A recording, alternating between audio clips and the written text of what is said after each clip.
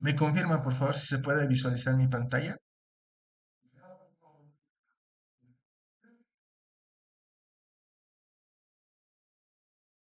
¿Ya?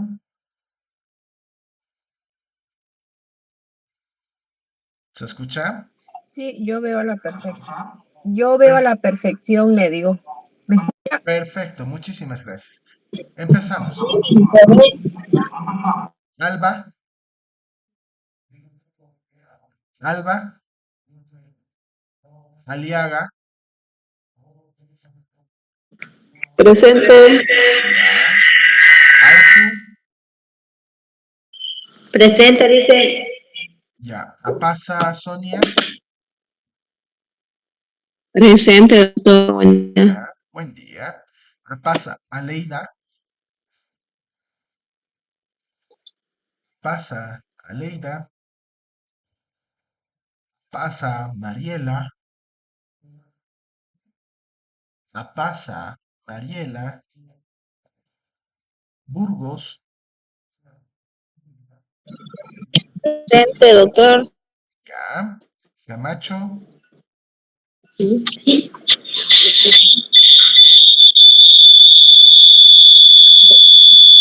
Buen día, dice. Presente, Leida. Presente.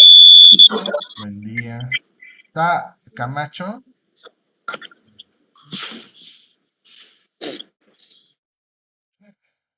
Copa, Presente, dicen. ya. Cuellar, Andrea, Presente. Cuellar, Silvia, Presente, doctor. ya. Espinosa,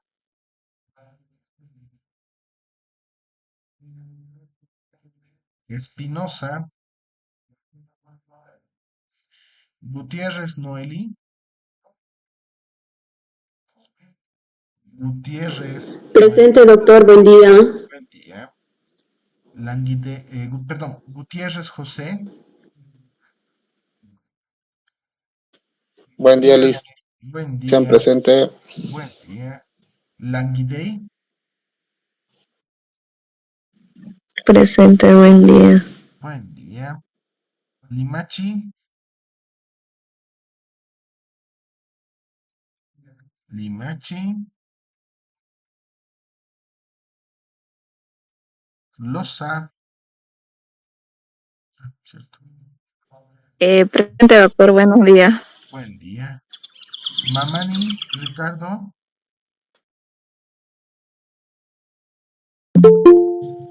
Presente, Liz. ya. Mamani, Aide,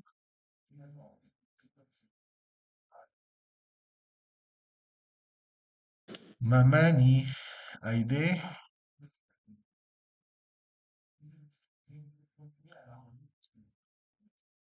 Pedraza, María Inés,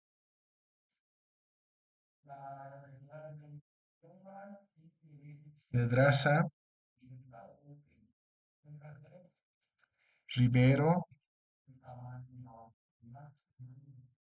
Rivero, Picha, Picha, Condori,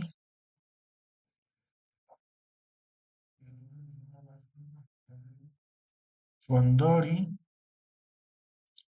Candia,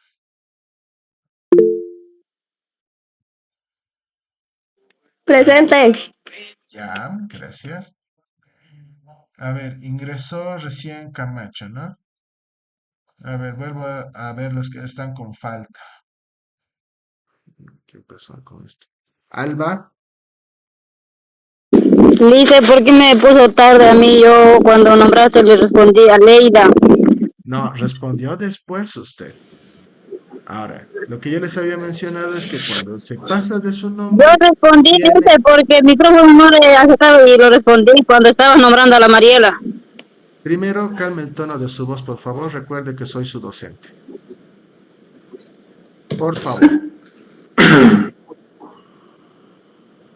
La próxima no le voy a permitir. Alba,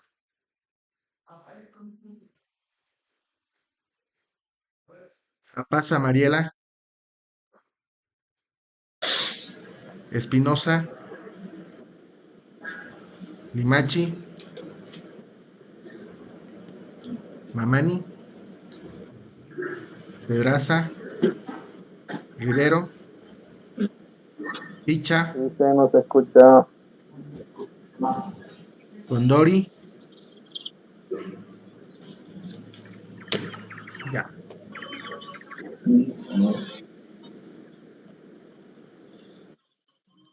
Vamos a continuar con lo que es el avance de la fisiología sanguínea y el día de hoy vamos a estar viendo el metabolismo del hierro.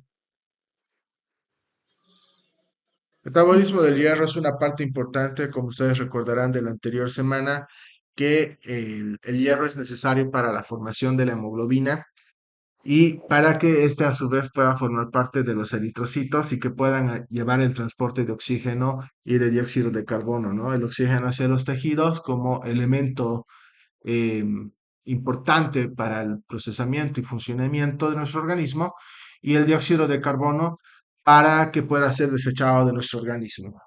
¿Me confirman, por favor, si tengo una buena recepción de audio y una buena imagen de la presentación? Sí, sí, todo. Perfecto. Sí, todo bien. Muy bien, gracias. Entonces, ¿cuál va a ser el objetivo de la clase que vamos a tener hoy? Va a ser conocer las fuentes y las formas de absorción que va a tener el hierro, porque no solamente lo vamos a adquirir por la vía digestiva, sino que cuando tenemos ciertos déficits y estamos hablando de patología, vamos a dar nosotros de otras vías también que se puede absorber el hierro. Vamos a ver principalmente cómo están los mecanismos intestinales involucrados en la absorción del hierro, porque es el principal órgano que nos va a ayudar a absorber para poder tenerlo eso circulando en nuestro organismo. Vamos a ver también cómo es el transporte y el almacenamiento en el hierro corporal, porque en exceso también se convierte en un problema en nuestro organismo el exceso de hierro y a su vez todo lo que es utilizado y almacenado y el excedente debería ser eliminado, por lo tanto vamos a describir cómo es la eliminación del hierro.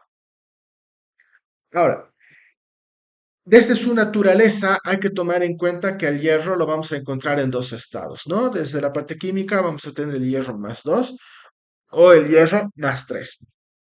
Va a participar biológicamente en en las siguientes funciones. Primero, el control de flujo de los electrones que va a tener en las rutas bioenergéticas. Todos estos ciclos o estas rutas bioenergéticas son importantes y que vamos a ir viéndolo de a poquito y que van a ir profundizándolo en bioquímica como tal, dado que estas rutas bioenergéticas o estos metabolismos energéticos nos van a permitir generar ciertos componentes que van a ser esenciales para el desarrollo y el funcionamiento de nuestro organismo. Asimismo, nos va a permitir hacer la síntesis del DNA o del ADN, ¿no? Que es el ácido desoxirribonucleico. El hierro va a ayudar a formar esos ciertos puentes y nos ayuda en la parte fundamental, sobre todo en esta formación del DNA. También nos ayuda a formar ciertas hemoproteínas en el metabolismo del oxígeno, ¿no? Hablamos de hemoproteínas porque van a ser proteínas que van a estar integradas dentro de los eritrocitos que está ingresando. Y por supuesto, una vez que ya forma esas proteínas, sobre todo la hemoglobina, que es la hemoproteína principal que hemos estado viendo, va a participar en el transporte del oxígeno. ¿Cuál va a ser la absorción del hierro? De todo el hierro que nosotros consumimos, el 10% es absorbido, ¿no? ¿Dónde va a ser más eficiente la absorción del hierro? En el intestino delgado, específicamente en el duodeno. Ahora, de las fuentes que podamos tener del hierro, vamos a tener el hémico y el no hémico. Hémico que está relacionado con los hematíes, que muchas veces va a ser parte de una vez que el eritrocito cumple sus 120 días de vida, es eliminado y una vez que es eliminado, pasa nuevamente a circular los componentes hemo, ¿no? Y del componente M que va a ser reutilizado, reabsorbido o eliminado. Y el componente noémico que va a ser relacionado con la parte de la ingesta diaria que tenemos con los alimentos. Ahora, hay que tomar en cuenta que dentro de la absorción intestinal vamos a tener dos superficies, ¿ya? Vamos a tener una superficie basolateral y vamos a tener una superficie apical. Esta superficie apical es la que va a permitir la absorción que va a estar del hierro por todo el tracto gastrointestinal.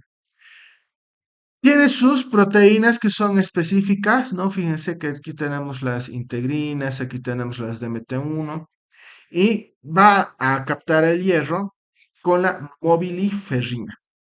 Una vez que es captado el hierro con la mobiliferrina, va a ingresar al enterocito. El enterocito es la célula o la unidad básica funcional estructural del intestino. Entonces, aquí ya vamos a ver que se va a unir con la proteína transportadora, la paraferritina. La paraferritina va a llevar a estos hierros, lo va a reducir, ¿no? A hierro más 2. Y una vez que se unen, van a formar la ferritina. Esta ferritina va a salir al torrente sanguíneo por la superficie vasolateral y va a ser llevada por el torrente sanguíneo hacia el hígado, que es uno de los principales almacenadores del hierro.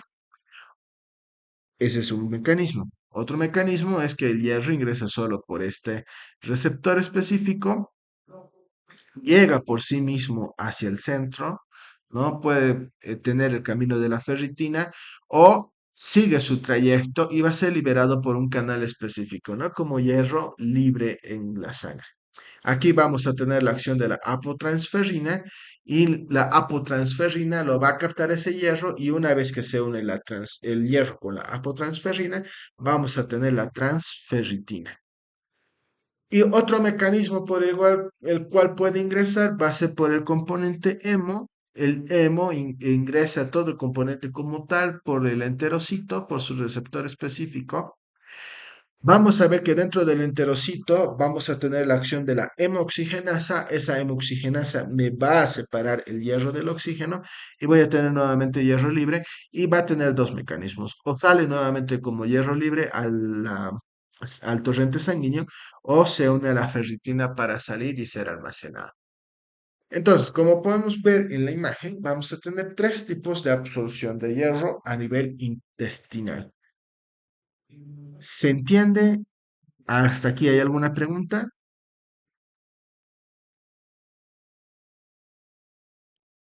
¿Puede volver a repetir, por favor, Claro que sí, desde la paraferritina? claro que sí. Vamos a tener el hierro que va a estar circulando, ¿no? Vamos a tener aquí el hierro y uno de los primeros mecanismos por los cuales puede ingresar. ¿Quién levantó su mano? Ahí. Va a ingresar por esta proteína, ¿no? La mobiliferrina o mobilferrina. Se van a unir a través de la beta-3 integrina y van a pasar a formar parte de la paraferritina. Esta paraferritina es un tipo de proteína que ya está esperando para poder transportar al hierro por el enterocito. Entonces, el mecanismo es que va a llevar este hierro, ¿no? Con la paraferritina, ¿tú? Lo va a reducir. Fíjense que aquí está el hierro más 3 y aquí tenemos hierro más 2.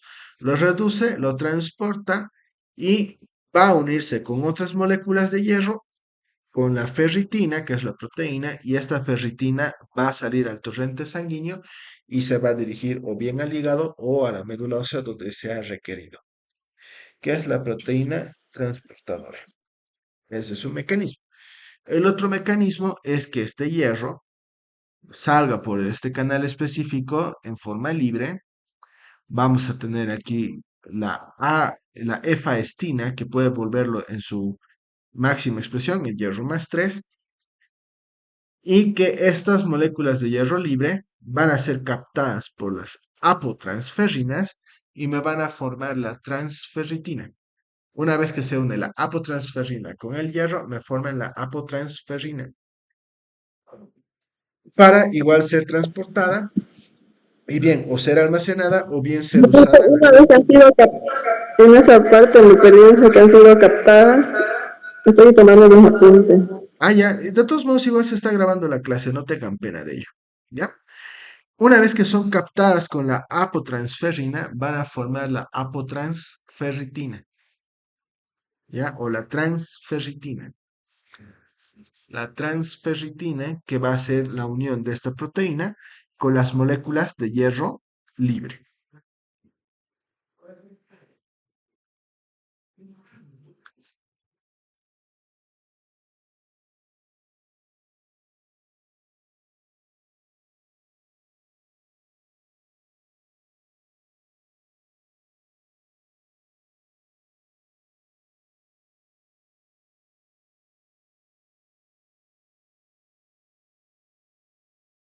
Bien. Ahora, el segundo mecanismo por el cual puede ingresar el hierro al enterocito es a través de esta proteína específica, ¿no? La DMT1, pero va a ingresar de forma libre. Sí, dígame, Burgos.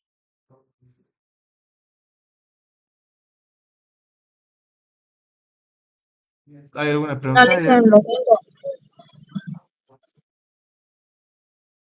Ya. Bien. Entonces, ingresa el hierro libre, ¿no?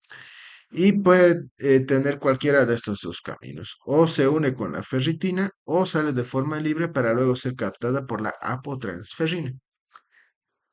Y la tercera vía va a ser el componente hemo. Acuérdense que cuando el eritrocito es destruido, perdón, el componente hemo va a ser llevado al intestino porque o bien puede ser reabsorbido, como es en este caso, o bien va a ser eliminado. Entonces, ingresa por su receptor específico. Tenemos aquí el hemo en el enterocito. Por la enzima hemoxigenasa, vamos a tener la separación del componente hemo con el oxígeno, de manera que vamos a tener el hierro libre. Y puede seguir los dos caminos. O sale de forma libre o se une a la ferritina. Bien, ¿alguna pregunta hasta acá?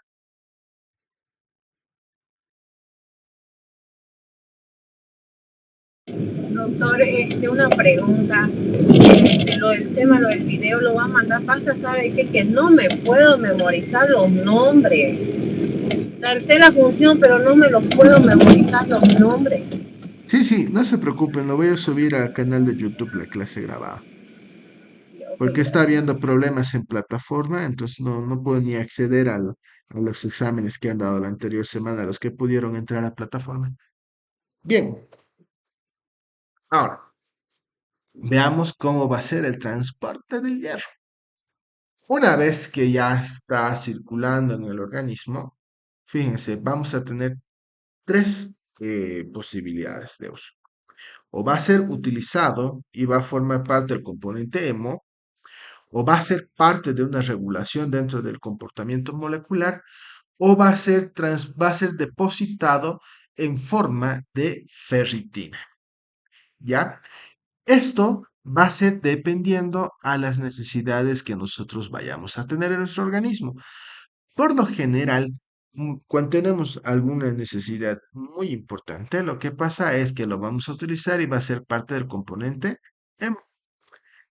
Otra es que pueda ser almacenado en forma de ferritina y esto va a ser almacenado directamente en el hígado, ¿no?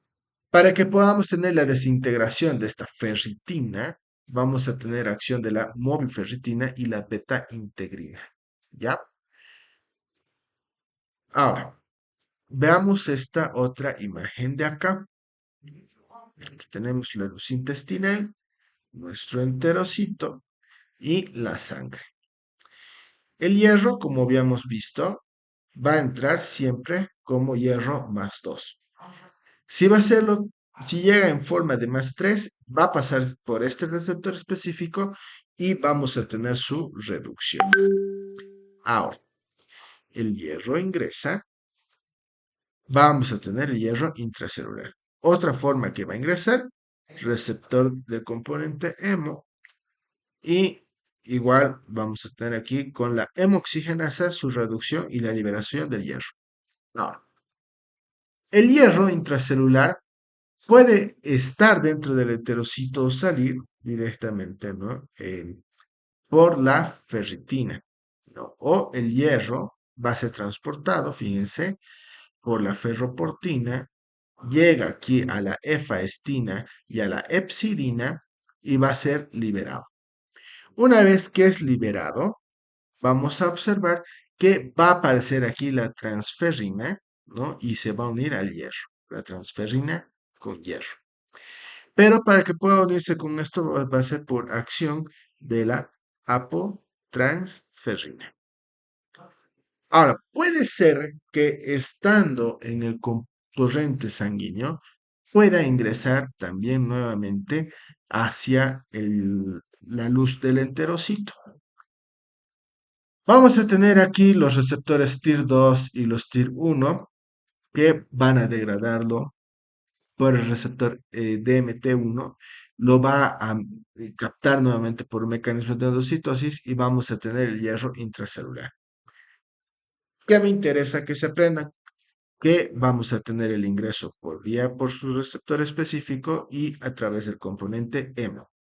Del componente hemo vamos a tener la enzima hemoxigenasa que lo que va a generar es la separación del oxígeno del hierro. Vamos a tener nuestro hierro intracelular y va a tener dos salidas. Una por la ferritina, ya con la proteína transportadora hacia la torrente sanguíneo, o la otra es que va a salir de forma libre, va a ser captado por ciertas proteínas, entre ellas la apotransferrina, y va a ser llevado en transferrina, ya al torrente sanguíneo. Eso es lo que me interesa que se aprenda, porque los otros mecanismos, si bien son importantes, son un poco complejos para su manejo. Hasta aquí, ¿hay alguna pregunta?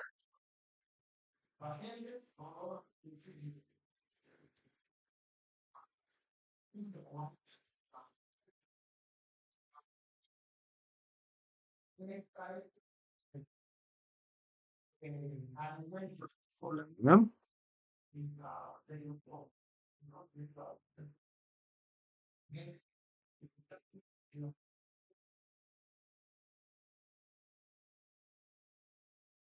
Bien. Ahora, ¿cuál va a ser el destino que va a tener el hierro a nivel intracelular? Puede tener su utilización, ¿no? Es decir, que lo van a hacer a través de las proteínas celulares que van a requerir el hierro, porque no solamente son los eritrocitos que van a requerir el hierro, sino que van a ser muchas las células que van a requerir el uso del mismo para su funcionamiento. Ahora, también puede ser el pool o piscina de almacenamiento, ¿ya? Que vamos a tener dos mecanismos en los cuales se va a formar. Va a ser o bien en ferritina o bien se va a almacenar en hemosiderina.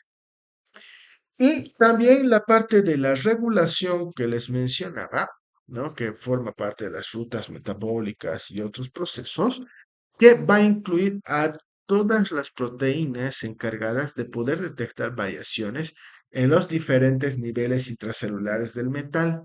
Ya, o sea que va a captar y va a buscar que las concentraciones sean las adecuadas y que no estén excediendo en su capacidad o en su concentración en las diferentes partes de nuestro organismo.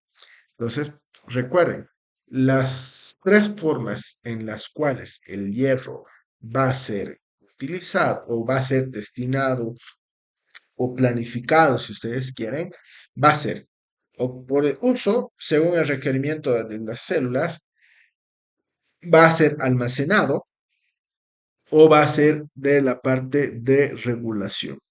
Bien,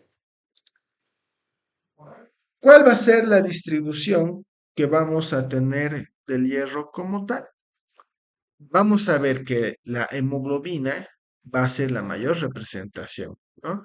Puede estar presente también en enzimas, en la mioglobina, como hierro de depósito, que va a ser aproximadamente el 20%, que puede ser o bien ferritina o bien la hemosiderina, y el hierro de transporte, que es la menor representación que tenemos de todo el hierro presente en nuestro organismo en forma de transferrina, y va a ser aproximadamente entre el 0,1 y el 0,2%. Ahora, el 80% restante, ¿no? Del hierro activo que estamos hablando, aquí está el hierro activo, estos dos van a ser, 65% corresponde a la hemoglobina y el 10% a la mioglobina. La, las enzimas que van a ser el otro 5% restante van a estar bien presentes o en las catalasas, las peroxidasas o en los citocromos, ¿ya? Entonces, 65 más 10, 75 más 5, 80 más 20, 100. Entonces ahí tenemos el 100% de la utilización del hierro en la distribución de nuestro organismo. Ahora, ¿cuáles son los valores que vamos a tener dentro del hierro? Según la ingesta y todos estos componentes de participación, de 3,5 a 4 gramos va a ser presente en la mujer. Ya esa es la concentración que vamos a tener de hierro en la mujer. De 4 a 5 gramos en el hombre. ¿Cuál es la ingesta que se necesita más o menos aproximadamente del hierro? Es de 35 a 45 miligramos por kilogramo. ¿Ya? No siempre se va a absorber todo, sino que nos va a permitir. ¿Quién está? Pucha, qué tarde. Las otras formas de almacenamiento es el hierro sérico, que va a ser de 1,5 picogramos por ml. La sideremia lo vamos a considerar a la hemosiderina, la concentración, y lo normal es que sea de 50 a 150 picogramos por decilitro. La transferrina va a ser de 300 a 360 picogramos por decilitro y la lactoferrina es otra presentación que vamos a ver presente circulando en nuestro organismo. Bien, antes de pasar a esta diapositiva, hasta aquí. ¿Hay preguntas? ¿Dudas?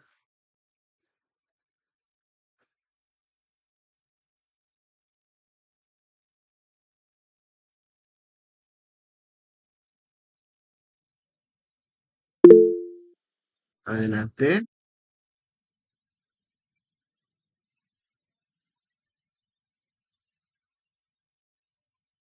¿Quién está con la mano levantada? A ver, Angélica Espinosa.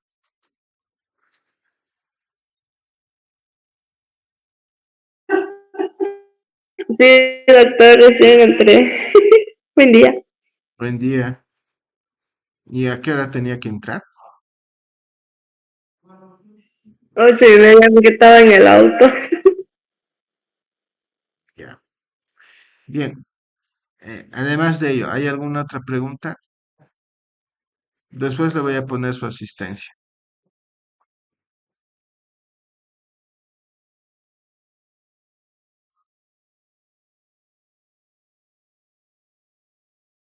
Bien, entonces, vamos a ver que dentro del mecanismo para el uso del hierro en su distribución, vamos a ver que el requerimiento va a ser que en los glóbulos rojos aproxima, ¿sí? ¿Quién está con su mano levantada?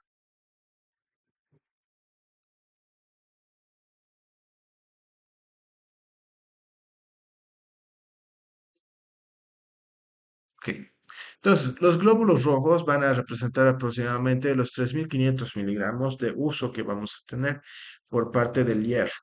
Ya, de todo el hierro que tenemos, 3.500 miligramos van a ser utilizados en los glóbulos rojos. De estos van a pasar al sistema retículo endotelial y que van a ser bien distribuidos o en el vaso o en el hígado. De la médula ósea igual no puede pasar directamente por los glóbulos rojos, sino se va directo a este sistema retículo endotelial y en la médula ósea vamos a tener una concentración aproximada de 150 miligramos. Dentro del plasma sanguíneo, la concentración que vamos a tener va a ser 4 miligramos, ¿no? En los tejidos, entre lo que va a ver ese intercambio, vamos a ver que van a ser los 500 miligramos. Y la ingesta oral, fíjense, la ingesta oral que va a ser absorbida va a ser 1 miligramo por día y de la misma manera vamos a excretar 1 miligramo por día. Entonces, esta parte es importante porque si bien nosotros podemos consumir muchos elementos, no todas las veces vamos a tener la absorción en su 100% o en su totalidad. Ahora, ¿cuál va a ser el ciclo del hierro? La absorción que vamos a poder observar va a ser de 1 a 2 miligramos, ¿no? Puede ser absorbido por la transferrina y está presente con la transferrina en el plasma, o puede estar almacenado como depósito en ferritina. Aquí en esto vamos a ver que entre el almacenamiento y la circulación va a ser de 7 miligramos. Ahora, de los depósitos, igual puede pasar hacia el sistema reticular endotelar de 2 miligramos. Pensemos con la síntesis de la hemoglobina. Vamos a tener que 23 miligramos van a tener el aporte de la transferrina hacia la médula ósea. Va a empezar la eritropoyetosis, ¿no? O eritropoiesis, perdón. Y a una vez que comienza la formación de los eritrocitos, vamos a tener la formación del glóbulo rojo. Del glóbulo rojo formado, vamos a tener como pérdidas de 1 a 2 miligramos que van a ser por pequeños sangrados, vamos a tener pérdidas por las heces fecales o por algunos tegumentos de nuestro organismo. Y cuando va a ser destruido en el sistema retículo endotelial, vamos a tener la distribución, ¿cómo se llama? Perdón, la destrucción y el componente nuevamente vamos a recuperar 23 miligramos. Los eritrocitos que no se logran formar adecuadamente también van a ser destruidos y van a aportar. Y vamos a tener aquí los 25 miligramos que van a ir yendo hacia el plasma. Ya, entonces, esto va a ser una parte del mecanismo del hierro, del ciclo del hierro, desde su absorción hasta su formación de eritrocito y cómo este va a ser destruido y nuevamente va a ser reutilizado o excretado. Bien, hasta aquí. ¿Hay alguna pregunta? ¿Hay alguna duda?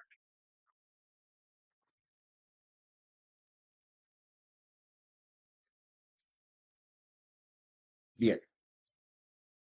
Ahora, ¿cómo va a estar dada la ingesta del hierro? ¿No? Fíjense, tenemos la recomendación por la edad, cómo va a ser el hierro que tendría que consumirse por miligramo por día y cómo va a ser la ingesta dietética de referencia. En los niños, el consumo va a variar de 7 miligramos al día hasta que cumplen los 4 años de edad, pero esto es lo recomendado. ¿Cuál es la ingesta que sí va a haber? De 0,27 miligramos al día, sobre todo las primeras semanas de vida. Luego vamos a ir viendo que conforme van pasando los distintos grupos etarios, vamos a ver que la cantidad recomendada va a ser casi igual o un poco mayor a la absorbida. En cuanto a los hombres, fíjense que el requerimiento es menor, ¿no? Aquí tenemos 12, 15 y 10. A partir de los 20 años, ya la ingesta recomendada de hierro es de 10 miligramos por decilitro. Mientras que el hierro que va a ser ingerido, ¿no? De forma efectiva va a ser aproximadamente de 8 miligramos por día. Ahora, les pregunto, ¿por qué la mujer, sobre todo en el ciclo de edad fértil, el requerimiento o la ingesta recomendada de hierro es mayor en la mujer que en el hombre. A ver, piensen un ratito y díganme por qué. En la etapa del embarazo o digo, En la etapa de la edad reproductiva fértil de la mujer, ¿por qué el requerimiento recomendado del hierro es mayor que el del varón?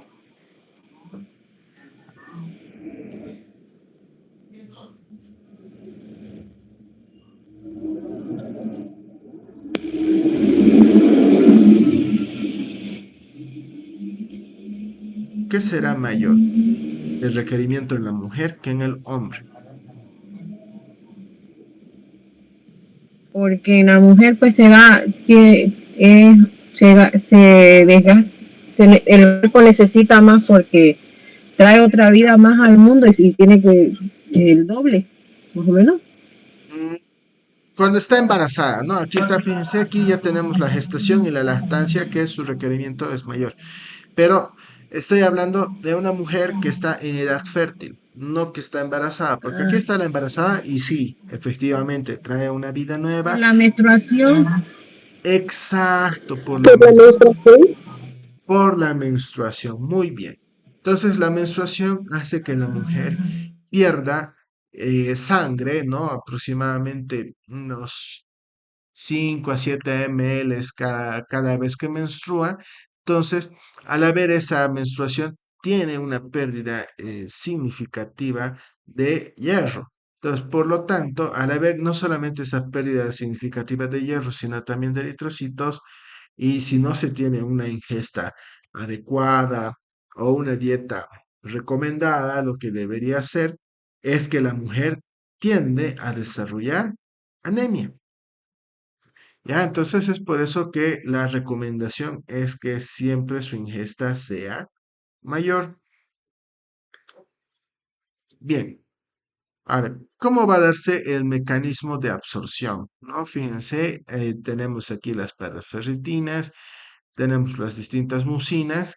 Una vez que el eritrocito ha sido destruido, vamos a tener aquí su componente M, ¿no? Fíjense, aquí está el componente hemo, vamos a tener la acción de la hemoxigenasa, va a retirar el oxígeno y vamos a tener el hierro libre. Este hierro libre va a pasar por el enterocito, puede estar de forma libre y ser nuevamente liberado con la transferrina o ser transportado por la ferritina. Bien, tenemos lo mismo, tenemos el hierro de los alimentos, aquí está el hierro de la transferrina, ¿no? Esta es nuestra proteína. Estas células endoteliales van a ser las que se van a encargar de destruir a los eritrocitos y van a separar, ¿no? Del eritrocito como tal, al componente hemo, y luego el hierro puede unirse a este hierro de la ferritina o ser almacenada en forma de ferritina. Ahora, ¿qué pasa cuando a nivel del hígado nosotros observamos que es necesario romper esos almacenamientos de hierro para poder que sean liberados y que sean utilizados? Entonces vamos a tener aquí dentro del hepatocito, ¿no? La, vamos a tener la manifestación del AMP, ¿no? Que este AMP va a manifestar el aumento de los niveles sanguíneos de hierro. Llega la epsidina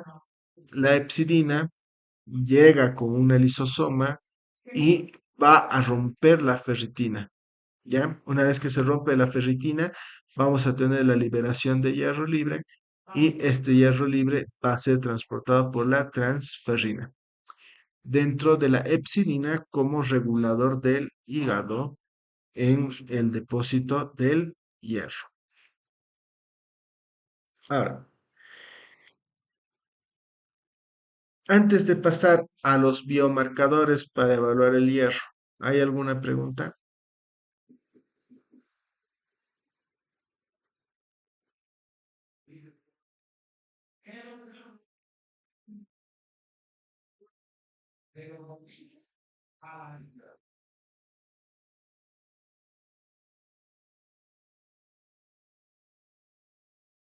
Una.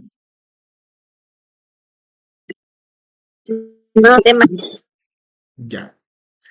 Entonces vamos a continuar. Ahora, ¿cómo vamos a evaluar estas condiciones o todas estas proteínas que hemos mencionado y que van a estar presentes en el organismo?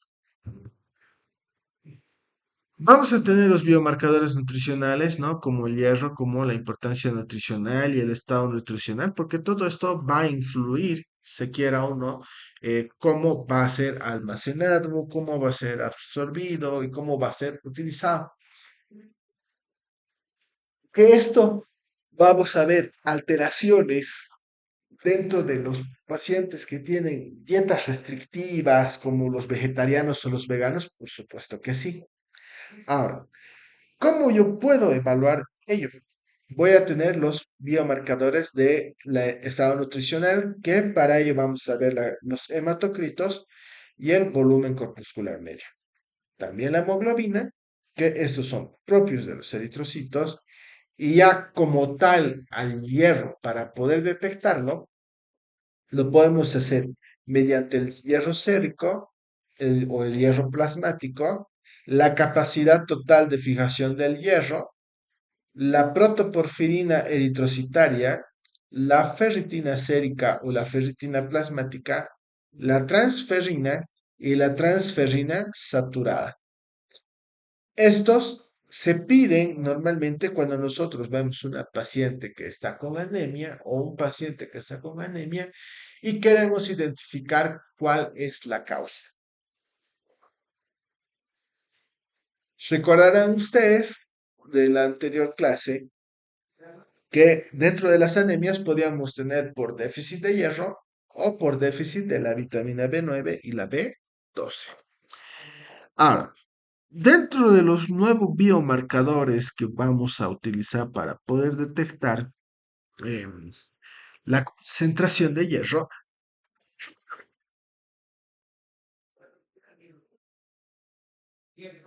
va a ser el receptor soluble de transferrina, el contenido de hemoglobina en los reticulocitos y los elementos y proteínas de respuesta al hierro.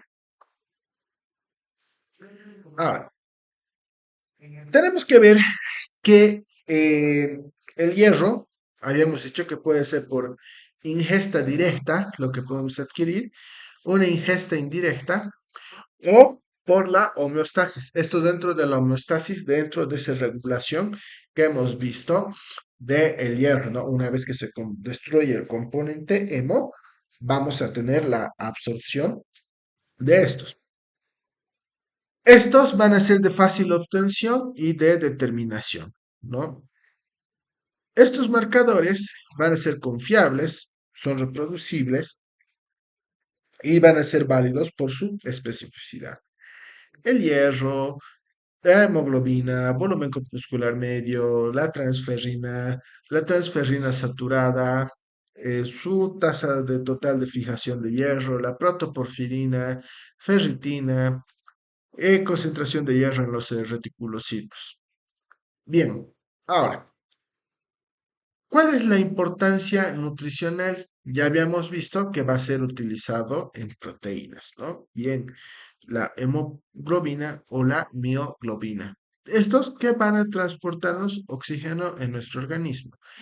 Vamos a tener también la síntesis de ADN, ¿no? Que nos va a ayudar a formar los ribonucleótidos reductasas y que también van a formar parte dentro del ciclo celular.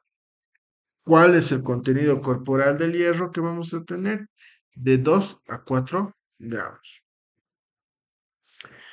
Cuando tenemos deficiencia, vamos a tener las anemias, ¿no? Y sobre todo en los niños, si son anémicos, van a tener un retraso en el desarrollo físico-mental, van a tener problemas en su rendimiento, su respuesta inmunitaria también se va a ver afectada, no vamos a tener aquella respuesta inmunitaria deseada, el metabolismo energético también se va a ver disminuido, la termorregulación, que es la capacidad del organismo para poder regular la temperatura, también se va a ver afectada, ¿ya? Entonces, y en la mujer embarazada, ¿no? Los niveles de energía van a ir disminuyendo y por lo tanto, si tiene anemia, vamos a tener la predisposición de que haya mayor probabilidad de que haya partos prematuros. Ahora, ¿dónde vamos a empezar a ver la disminución de las reservas? En la médula ósea, el vaso y el hígado. Todo esto nos lleva a una eritropoyesis deficiente de hierro, o sea, que vamos a tener formación de los glóbulos rojos que van a ser deficientes con hierro. Y eso nos lleva a la anemia por déficit de hierro. Habíamos visto que los biomarcadores que son conocidos para el hierro son hematocritos, volumen corpuscular medio, hemoglobina, hierro sérico, hierro plasmático, la capacidad total de fijación de hierro, protoporfirina eritrocitaria, ferritina, transferrina, transferrina saturada y el receptor soluble de transferrina. Todos estos existen, pero por supuesto, no todos son solicitados en su totalidad. Ahora, nos dice que el hierro, vamos a tener sus valores normales, ¿no? Que van a ser por picogramos litros, que van a ser mayor a 1800, ¿no? Según Koch et al. Y Sauberich nos dice que es mayor a 175 picogramos. La transferrina mayor a 300 y Sauberlich mayor a 400. Mayor a 60 con la transferrina saturada. Ahora, hay que tomar que en los compartimientos pueden ser utilizados como reserva, como transporte o dentro de los eritrocitos como tal. Ahora, ¿para qué nos sirve esto? Varios parámetros nos ayudan a confirmar el diagnóstico. Dos o más de estos valores que están disminuidos nos van a mostrar la deficiencia del hierro. Ahora, hay que tomar en cuenta que estos valores van a variar según la edad, el sexo, la raza, hábitos alimenticios y el estado fisiológico como tal, ¿no? Si está embarazada, en algunos casos puede tener anemia, o si tiene alguna patología, por ejemplo, una persona con insuficiencia renal siempre va a tener anemia. No es que va a estar así bien todo el tiempo, sino que va a tener anemia. Bien.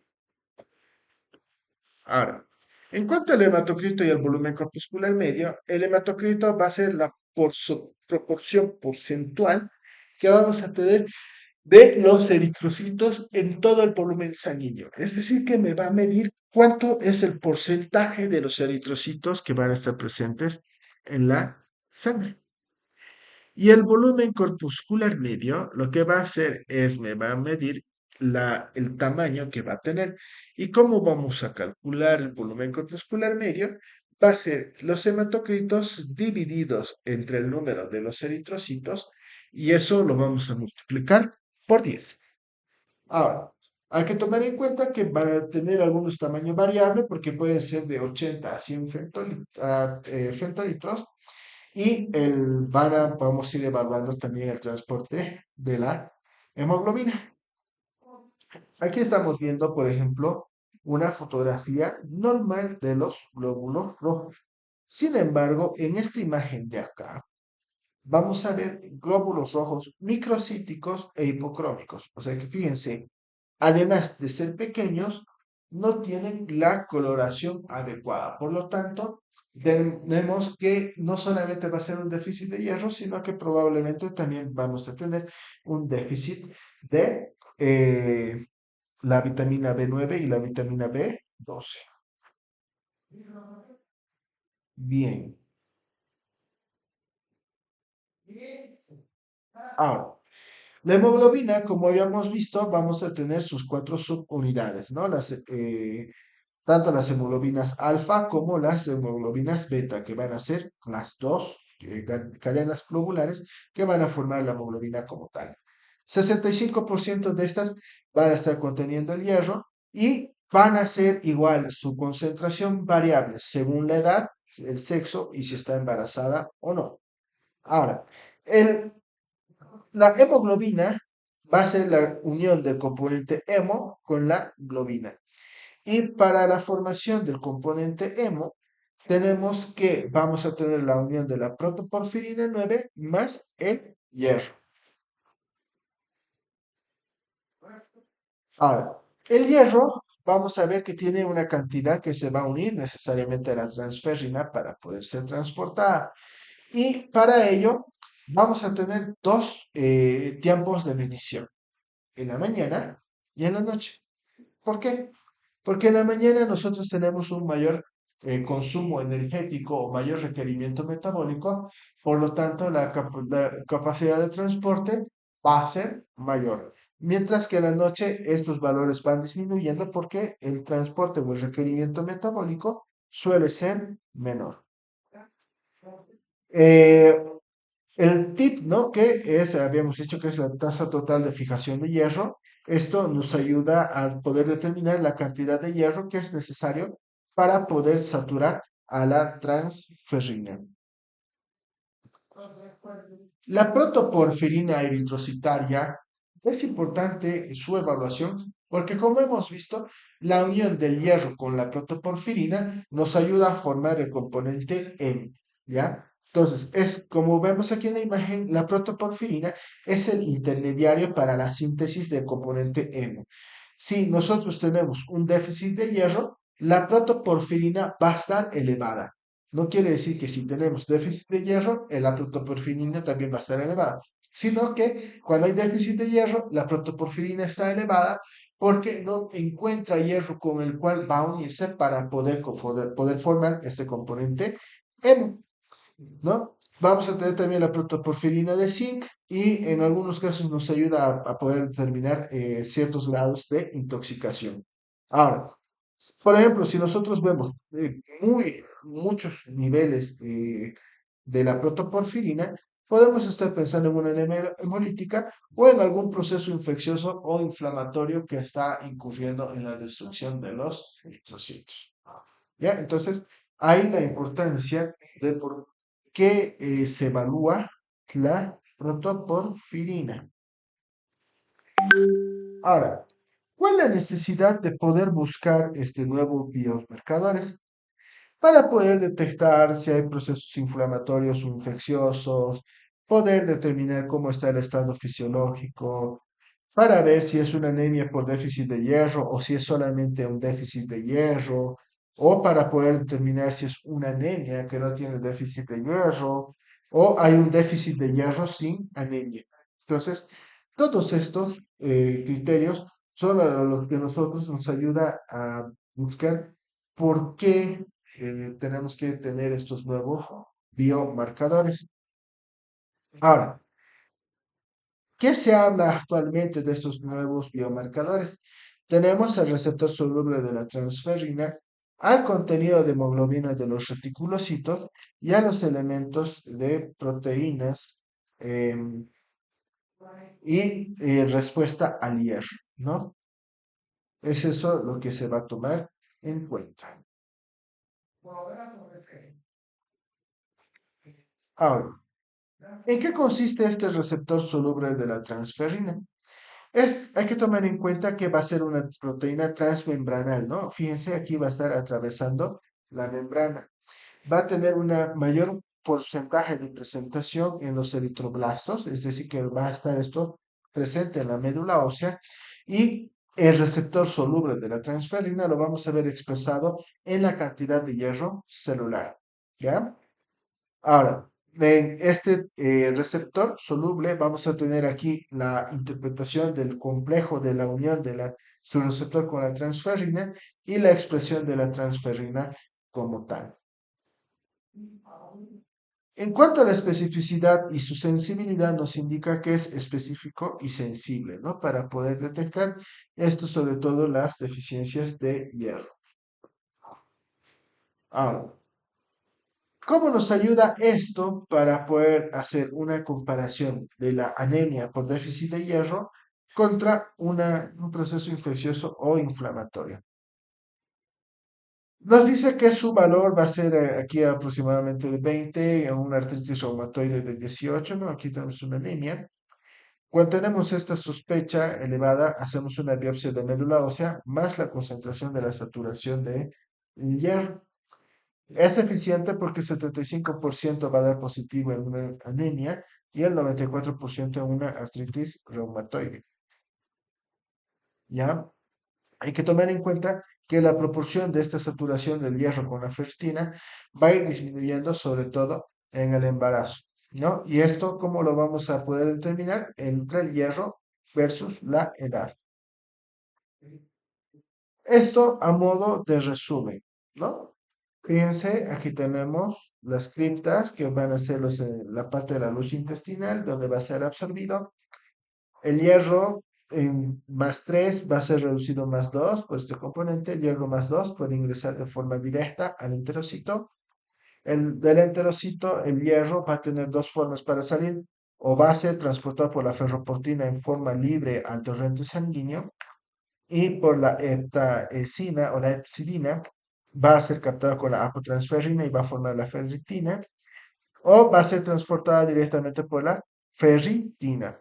Ahora, va a ser almacenado en la médula ósea, que va a ser utilizado sobre todo para hacer los glóbulos rojos, puede dirigirse al hígado para ser almacenado o a otras células para los procesos moleculares. Bien, hasta aquí. ¿Hay alguna pregunta?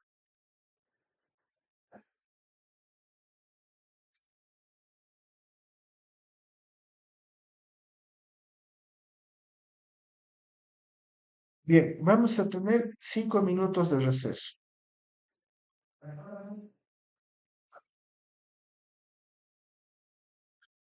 Vamos a empezar a ver una parte de este tema que es bastante largo, es bastante complejo y necesito que sí presten la atención necesaria porque si no entienden bien este proceso, muchos de los procesos les va a costar un poquito más entender.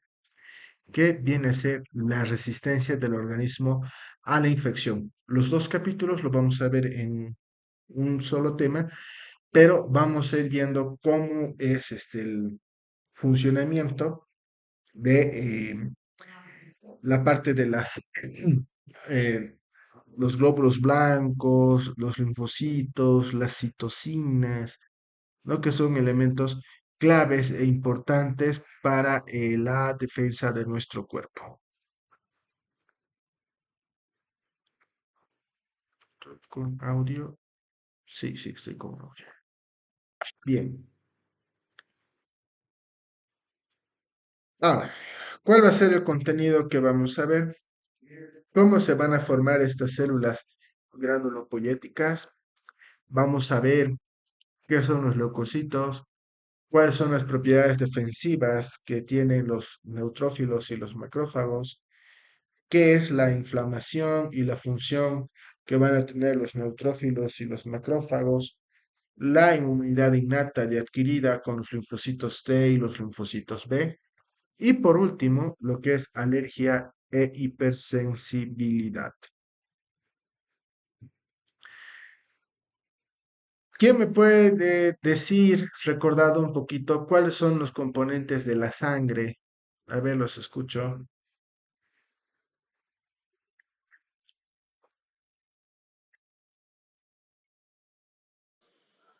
Glóbulos rojos, glóbulos blancos, Ya, ¿qué más?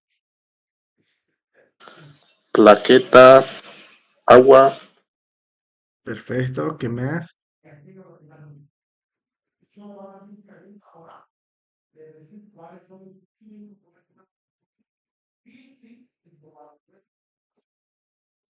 ¿No? Las plaquetas, la parte de las proteínas que van a estar con los elementos formes. Y dentro de las células blancas o los glóbulos blancos, vamos a ver que va a estar compuesto por los neutrófilos, eosinófilos, basófilos, linfocitos y monocitos. Esos van a ser nuestros principales componentes de los glóbulos blancos como tal. En cuanto a su composición del plasma, ¿no? Las proteínas, vamos a estar las proteínas plasmáticas, otros solutos y el agua. De las proteínas plasmáticas vamos a tener a la albúmina, las globulinas, fibrinógeno y las proteínas reguladoras. La albúmina que nos ayuda a ver la parte osmótica, ¿no? Nos ayuda a ver, a controlar la parte de la presión del plasma, sus concentraciones, transporte de lípidos, transporte de hormonas esteroideas, ¿ya? Las globulinas, que van a ser algunas de estas proteínas que nos van a ayudar a transportar iones, hormonas, lípidos y que en algunos casos también van a cumplir ciertas funciones inmunológicas. El fibrinógeno es un componente esencial, ¿no? Del sistema de coagulación y puede ser incluso convertido en una fibrina insoluble, que es la parte fundamental que cuando ya nos toque ver la parte de coagulación, lo vamos a ver con un poquito más de profundidad. En cuanto a los otros electrolitos o los otros solutos, perdón, vamos a tener a los electrolitos que van a estar en una concentración normal, ¿no? Que van a ser importantes en la función del desarrollo de nuestro organismo, van a estar presentes tanto en el líquido intracelular como el extracelular. Y dentro de estos vamos a tener al sodio, al potasio, al calcio, al magnesio, al cloro, el bicarbonato, los fosfatos, los sulfatos. Otros solutos que también van a estar formando parte del plasma va a ser los nutrientes orgánicos, que por lo general estos van a ser utilizados para la formación o la producción de ATP, van a ser utilizados también para el crecimiento y el mantenimiento de las células, incluso para los lípidos, ¿no? La formación de los ácidos grasos, el colesterol, los gliceroles. Los carbohidratos, dentro de estos carbohidratos, los hidratos de carbonos básicos y también dentro de la formación de los aminoácidos. Y como solutos también que van a formar parte de la sangre van a ser los desechos orgánicos, ¿no? Que van a ser transportados por la sangre para poder ser eliminados o excretados. Y dentro de estos vamos a tener a la urea, al ácido úrico, la creatinina, la bilirrubina, los iones de amonio, ¿no? Que por lo general estos generan un daño, un proceso inflamatorio dentro del organismo como tal. Recordando un poco lo que es la hematopoiesis, y habíamos visto ya también en la anterior clase, vamos a tener una célula madre pluripotencial, ¿no? De esta célula madre pluripotencial vamos a tener nuestros precursores comprometidos. De estos precursores comprometidos, vamos a tener luego la formación de un progenitor temprano con potencial mielocítico o linfocítico común. Esto hablando ya específicamente de los glóbulos blancos. Vamos a tener luego nuestra unidad formadora de colonias y los prolinfocitos y los prelinfocitos. Ahora, vamos a tener luego nuestros precursores tardíos y las formas maduras que del eritroblasto van a ser los eritrocitos, los megacarioblastos a los megacariocitos y las células inmaduras y blastos a las células maduras linfocitarias como los linfocitos T, los linfocitos B y los natural killer. Ahora, viendo nuevamente la imagen que habíamos visto la anterior clase. Tenemos nuestra célula troncal hematopoyética que va a ser inmediatamente nuestro progenitor multipotente o nuestra célula madre pluripotencial. De la célula madre pluripotencial vamos a tener dos células progenitores tempranos. ¿Cuáles van a ser? Progenitor temprano con potencial mielocítico y el progenitor linfocítico común. De nuestro progenitor temprano con potencial mielocítico, vamos a tener a la unidad formadora de colonias de eritrocitos, a la unidad formadora de colonias de megacariocitos, a la unidad formadora de mastocitos, a la unidad formadora de colonias de basófilos, a la unidad formadora de colonias de eosinófilos, a la unidad formadora de colonias de monocitos, a la unidad formadora de colonias de granulocitos.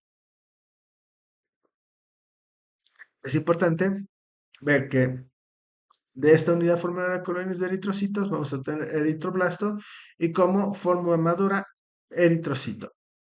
Megacardioblasto, megacariocito y con forma madura las plaquetas. De la unidad formadora de mastocitos, el mastocito. De aquí pasamos de la unidad formadora de colonias de basófilos, pasamos al basófilo inmaduro y como resultado final tenemos al basófilo. De la unidad formadora de colonias de eosinófilos, vamos a tener al eosinófilo inmaduro y del eosinófilo inmaduro vamos a tener como producto final al eosinófilo.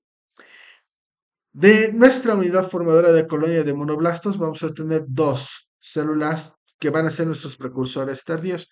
Uno que va a ser la célula predendrítica y que como producto final vamos a tener a la célula dendrítica o al monoblasto que como producto final vamos a tener al monocito.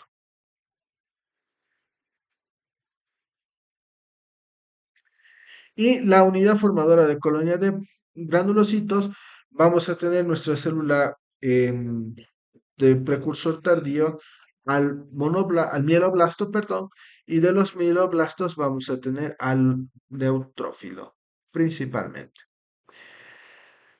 Veamos la otra parte del progenitor linfocítico común. Del progenitor linfocítico común vamos a tener al prolinfocito T, al prolinfocito B. De estos vamos a tener nuestro proceso de linfopoiesis, vamos a tener nuestro prelinfocito T, el prelinfocito B, y que como producto final vamos a tener al linfocito T y al linfocito B.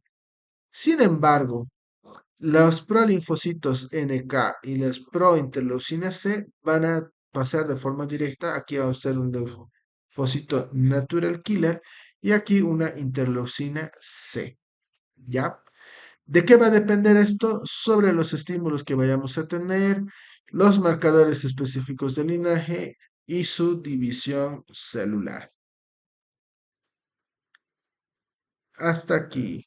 ¿Hay alguna pregunta?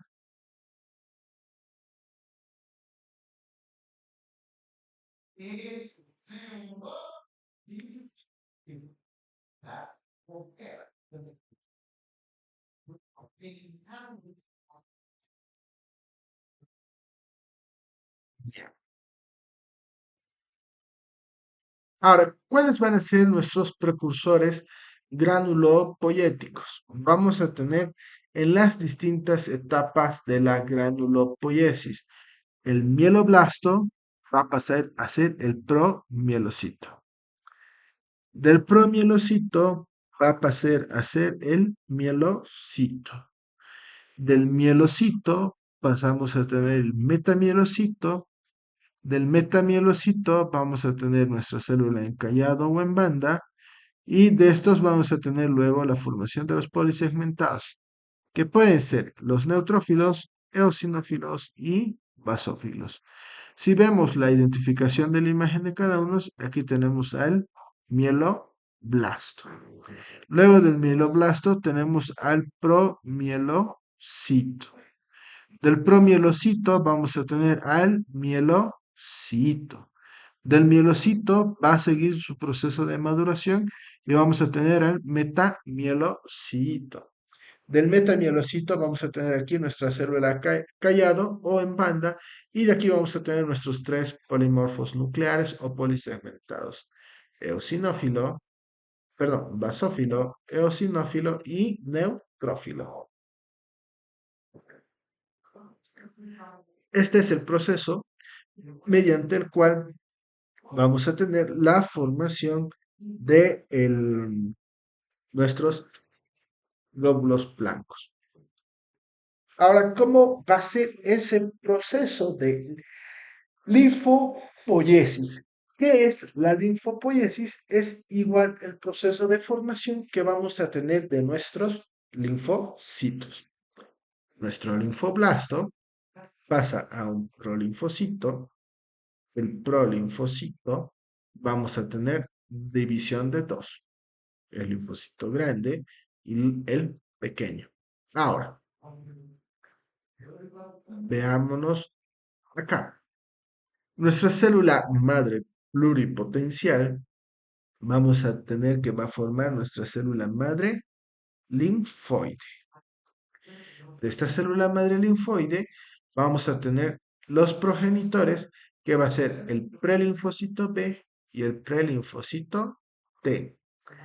Del prelinfocito T vamos a tener el linfoblasto B, prolinfocito B, el linfocito B que ya va a estar circulando en el torrente sanguíneo, y si se va a los tejidos vamos a tener al eh, plasmocito. Sin embargo, el linfocito T, vamos a tener el prelinfocito T, linfoblasto T, prolinfocito T y como producto final el linfocito T. Y todos estos son importantes. ¿Por qué? Porque nos ayudan a poder determinar cómo está funcionando nuestro sistema inmunitario. Uy, uy, uy, uy. Ahora, ¿qué es la serie blanca? La serie blanca son los otros componentes que van a estar formando parte de nuestro organismo.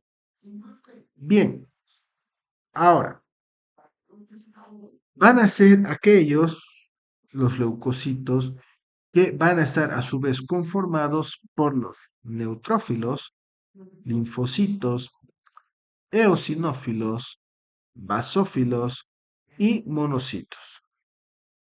¿Cuál va a ser su valor normal que vamos a tener de ellos?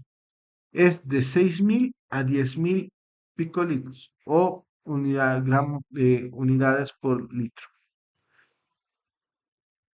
Valor normal de 6.000 a 10.000, de 5.500 a 9.500, de 7 a 10.000, de 7 a 10.500. Va a variar según la literatura que ustedes puedan consultar, pero el promedio que se maneja como rango es de 6.000 a 10.000.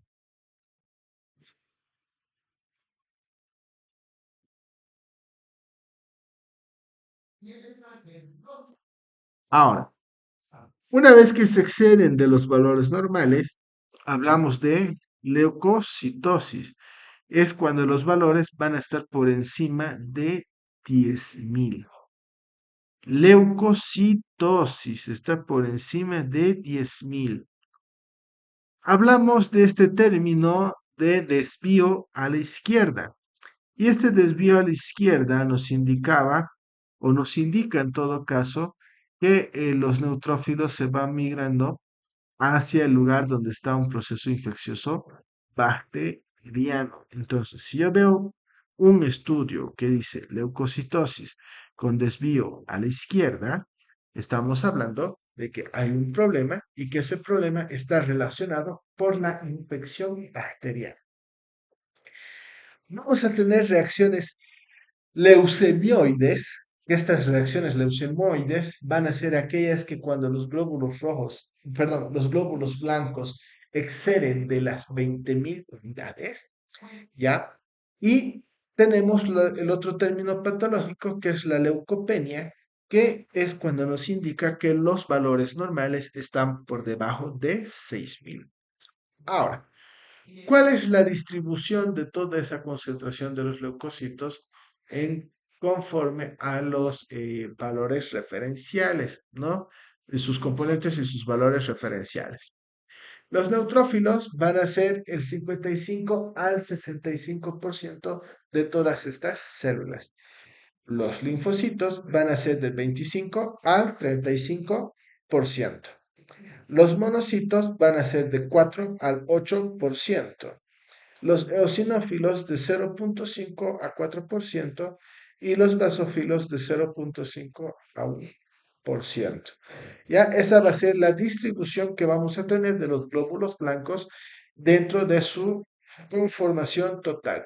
Aquí vemos un segmentado que es un polimorfo nuclear o un neutrófilo. Tenemos al callado, al basófilo, al eosinófilo, al monocito y al linfocito. Eso que no se les olvide. Ya esto es, puede ser pregunta de examen.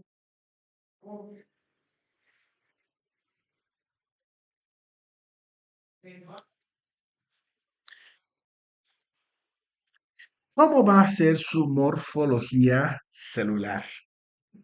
Vamos a ver que dentro de estas células blancas tenemos dos series.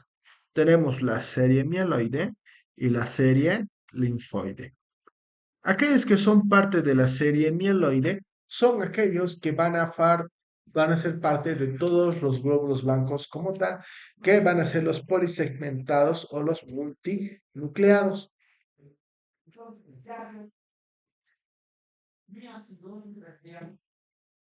Ahora, dentro de lo patológico que se podría observar en una serie mieloide es que tengamos la presencia de granulaciones tóxicas, la anomalía de Perger-Wett, la hipersegmentación nuclear. Fíjense, si bien nosotros podemos tener hasta tres o máximo cuatro núcleos dentro de estos polimorfos nucleares, por eso se les llama polimorfo, puede haber más. Y si hay más, ya estamos hablando de hipersegmentación nuclear y eso es algo patológico. Y también podemos tener las inclusiones de los bastones de Auer, ¿ya? Y en cuanto a la serie linfoide, vamos a ver que también puede haber la presentación de una granulación citoplasmática, la presencia de una hendidura nuclear y la célula de César. Hay que tomar en cuenta que estos van a ser nuestros neutrófilos segmentados, nuestros neutrófilos encallado, los linfocitos, monocitos, eosinófilos, basófilos. Ahora, además de estas tres que vamos a ver acá, vamos a ver que en los linfocitos va a haber los virocitos, los tricolinfocitos y las sombras de Brugschat. Que la presencia de estos en algunos casos van a ser patognomónicos para algunas patologías. Y la presencia de ellos ya nos tiene que generar alguna alerta para poder tomar decisiones, para poder ver la parte terapéutica, para poder ver incluso cuáles son las acciones de prevención a tomar. Bien, hasta aquí. ¿Hay alguna pregunta?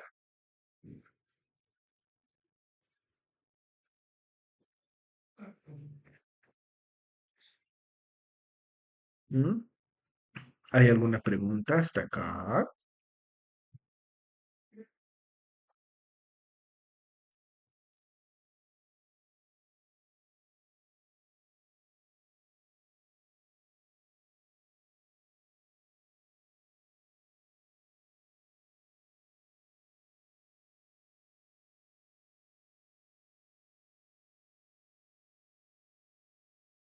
Una. Bien, entonces, los leucocitos van a ser las unidades móviles que vamos a tener del sistema de protección del organismo. Ya son todas las que se van a encargar de proteger al organismo como tal. Se van a formar en la médula ósea y van a ser en tres divisiones: los granulocitos, los monocitos y los linfocitos. Y algunas de estas otras células también puede formarse en el tejido linfático, sobre todo los linfocitos y sus células plasmáticas. ¿Ya? Ahora, en cuanto a los linfocitos y las células plasmáticas, vamos a ver que estos pueden ser transportados a la sangre a diferentes partes del organismo donde estos siempre vayan a ser necesarios. ¿Ya? ¿Cuáles van a ser? Por ejemplo, zonas de infección, inflamación, aquellas que tengan una defensa rápida y potente para los microorganismos infecciosos. Ahora, ¿ante qué nos va a generar defensas? Los leucocitos. Va a dar defensa ante una agresión y lo va a hacer de dos formas. Lo va a destruir a los virus y a las bacterias por la fagocitosis o va a formar anticuerpos y linfocitos sensibilizados que o bien lo van a destruir o bien lo pueden inactivar al invasor. ¿Ya? Entonces van a ser dos mecanismos que vamos a tener de defensa de nuestro cuerpo mediante la destrucción de estas células invasoras o mediante la sensibilización y después de destrucción o solamente su sensibilización. Ahora, hay que tomar en cuenta que los granulocitos y los monocitos se van a formar exclusivamente en la médula ósea. Algunos linfocitos sí se van a formar en la médula ósea, pero casi en su totalidad van a ser formados por los otros tejidos linfáticos, además de las células plasmáticas. ¿Cuáles van a ser esos tejidos linfoides o esos órganos linfógenos? Vamos a tener a los ganglios linfáticos, el vaso, el timo en los niños, las amígdalas y los diferentes restos de tejidos linfáticos que van a estar presentes en el cuerpo, sobre todo en la médula ósea, que van a ser denominadas las placas de Peyer y que también van a haber algunas de estas células que van a estar debajo del epitelio de la pared intestinal y eso nosotros lo denominamos el tejido MALT, ¿no? Tejido linfático asociado al epitelio intestinal. Ahora bien, hay que tomar en cuenta que el timo les mencionaba que es solamente en los niños. ¿Por qué? Porque una vez que va creciendo la persona, vamos teniendo una degeneración del timo como tal. ¿Qué quiere decir esto? Que va perdiendo su sensibilidad y se va volviendo en una em, masa grasa.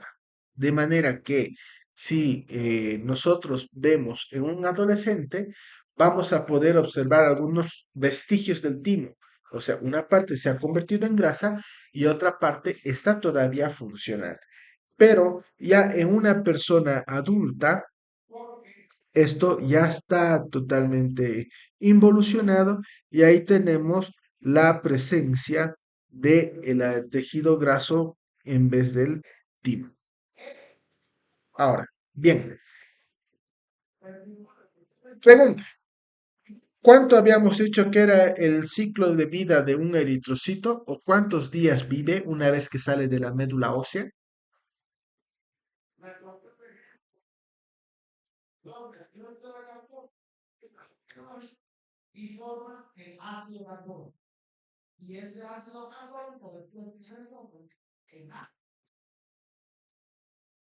Hola.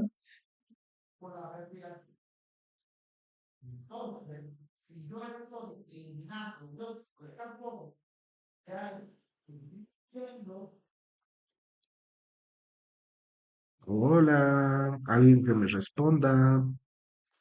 O sea, ¿Qué cortado. dices? No, trae rato que se corta. Bueno, al mío se sale así como calladito el audio. Ya, la pregunta que les hacía es, ¿cuánto habíamos dicho que era el tiempo de vida de los eritrocitos? ¿Cuánto tiempo vive?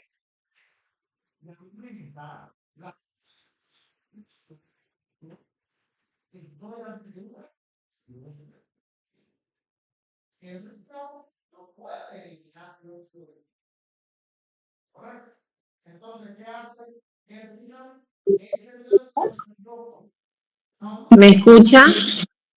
Ahora sí le escucho. Ya. Si no me equivoco, doctor, entre 120, 10. Exactamente, 120 días. Muy bien. Ahora, los eritrocitos tienen una vida media de 120 días. Ahora, no todas las células van a tener la misma cantidad de vida. Fíjense, los granulocitos tienen una vida media de 4 a 8 horas circulando en la sangre. O sea, casi nada a lo que tiene la vida el eritrocito. Ahora, si estos llegan a los tejidos donde son necesarios, es decir, donde hay un proceso inflamatorio, un proceso infeccioso, vamos a ver que los granulocitos pueden vivir hasta 5 días, ¿ya? Sin embargo, cuando están circulando en el torrente sanguíneo, tienen una vida media muy corta. Y es por eso que el organismo, a través de la médula ósea, siempre va a estar produciendo. Ahora, los monocitos, que son un poquito de células un poco más especializadas, y van a tener una vida media de 10 a 20 horas. Pero una vez que estos monocitos pasan el tejido por diapédesis, que es una deformación que van a tener estas células para poder pasar al tejido y poder establecerse, van a aumentar de tamaño y estos monocitos se transforman en macrófagos tisulares. Y ahora, cuando se convierten en macrófagos tisulares, estos van a tener la capacidad de poder vivir meses o hasta que sean utilizados en un proceso de destrucción fagocítica, ¿no? Una vez que empiezan a fagocitar a las bacterias, a los virus que están haciendo daño, van a destruirse como tal, ¿ya? Pero pueden persistir meses y estar ahí esperando a generar alguna respuesta. Los linfocitos van a tener un ingreso al torrente sanguíneo mediante el drenaje de la linfa. Una vez que ingresan, ya van a salirse de la sangre hacia los tejidos mediante la diapédesis. ¿Ya? La diapédesis va a permitir que pueda movilizarse el torrente sanguíneo y pueda volver al tejido o a la linfa, ¿ya? Y pueden ir yendo nuevamente a la sangre. Ahora hay que tomar en cuenta que los linfocitos, al igual que los monocitos, pueden tener una vida de semanas a meses. La diapédesis es el mecanismo, ¿por qué insisto en esto? Porque es el mecanismo por el cual la célula de defensa va a tener la capacidad de deformarse para poder pasar de un espacio a otro. Y bueno, las plaquetas van a ser sustituidas cada 10 días y aproximadamente de forma diaria se forman 30.000 plaquetas por cada ml de sangre. ¿Ya? Entonces, hemos visto que dependiendo de la célula que vayamos a estudiar, su vida media va a ser variable. ¿Cuáles van a ser la función que vamos a tener de los neutrófilos y de los macrófagos? Los neutrófilos van a ser aquellas células maduras que nos van a ayudar a atacar y a destruir bacterias, incluso que van a estar circulando en la sangre y que no solamente van a estar ubicadas en un tejido específico. Los macrófagos van a ser las células que son capaces de combatir a los diferentes microorganismos que van a estar en los tejidos.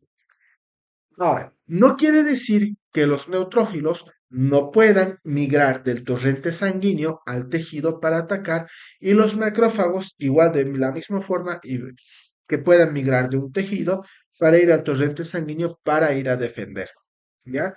Entonces, estos van a tener esa función de viceversa, que van a poder migrar y su función fundamental es proteger al organismo de las diferentes infecciones que van a dar o de los diferentes ataques que puede estar sufriendo. Ahora, hay que tomar en cuenta que el macrófago, que es una de las células de defensa que van a estar presentes en los tejidos, van a comenzar como monocitos inmaduros. Una vez que sale todo ese proceso de maduración del monocito, de la unidad de formadora de colonias de monocitos, el monoblasto, promonoblasto, el monocito va a estar circulando en el torrente sanguíneo. Y una vez que está circulando en el torrente sanguíneo, va a poder ingresar al tejido y una vez que ingresa al tejido, va a empezar a aumentar de tamaño. Entonces, este macrófago aumenta hasta 80 micrómetros de tamaño, es decir, que se hace grande. Ahora, los leucocitos, fíjense, entran en los espacios tisulares mediante la diapédesis. Y la diapédesis va a permitir que, aunque el poro sea pequeño, o sea, este espacio sea muy pequeño, la célula se va a deformar. Fíjense cómo se va a deformar y luego vuelve a su forma normal para poder estar en el lugar donde se está generando el daño. Ahora, ¿qué pasa? Tenemos aquí nuestra piel, nuestro tejido que está teniendo un daño. Tenemos la presencia de una bacteria. Se activan primero los mastocitos y esos mastocitos cuando se activan van a empezar a liberar ciertos factores inflamatorios, ¿ya? Y estos factores inflamatorios lo que van a hacer es van a llamar a todas las células de defensa que están en nuestro organismo para que puedan migrar. A este proceso nosotros lo denominamos quimiotaxis. ¿Por qué quimiotaxis? Porque va a llamar a ser transportadas mediante señales químicas. ¿Y cuáles van a ser esas sustancias inflamatorias o proinflamatorias que van a generar esta quimiotaxis? Vamos a tener a los leucotrienos, la histamina, interleucinas, bradicininas, que van a generar esos factores para que pueda haber la llegada de más mastocitos o la migración del torrente sanguíneo hacia el tejido por parte de los leucocitos mediante la diapéresis. ¿Ya? Bien, hasta aquí estamos claros.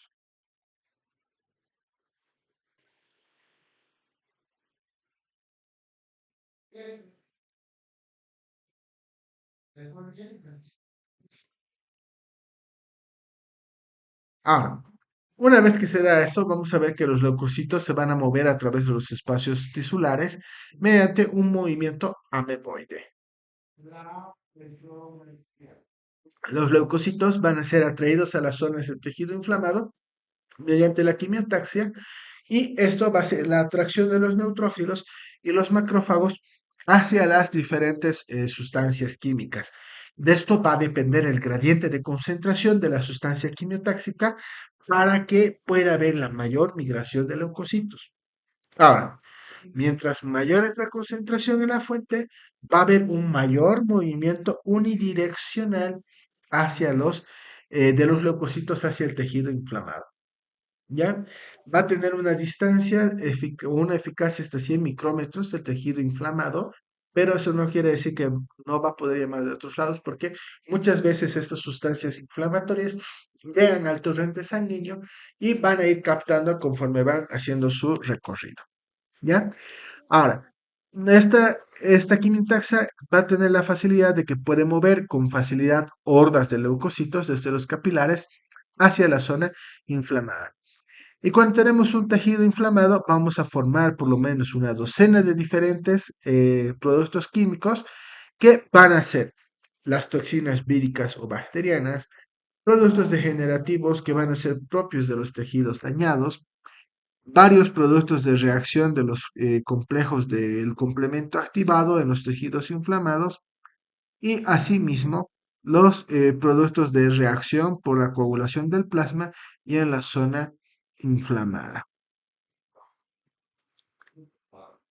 Bien, ahora, hasta aquí, ¿hay alguna pregunta?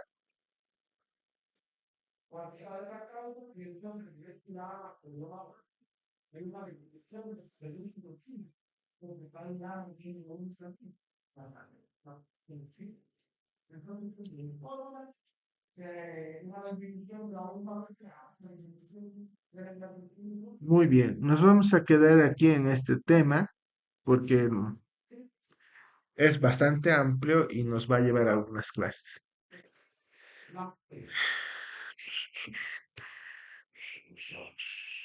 A ver, ¿quién fue la que ingresó tarde y riéndose? Espinosa, ¿no?